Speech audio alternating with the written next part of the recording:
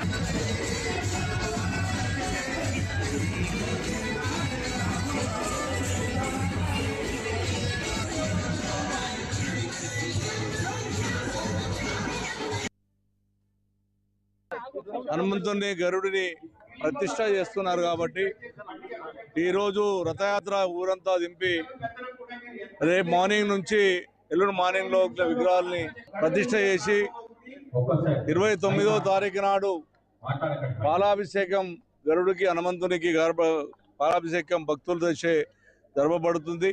చిన్నజీయ స్వామితో ఫస్ట్ నాడు ఘనంగా పూజలు జరగబోతా ఉన్నాయి. ఇవాళ నుంచి 1వ తారీఖు దాకా శ్రీరామచంద్ర స్వామి పటాభి సీతారామచంద్ర స్వామి గుడిలో అన్ని పూజలు యజ్ఞాలు జరగబోతా ఉన్నాయి. ఇది ఒక బ్రహ్మాండమైనటువంటి కొన్ని వందల సంవత్సరాల చరిత్ర కలిగిన గుడి. ఇది 16లో నుంచి స్టార్ట్ చేశాం.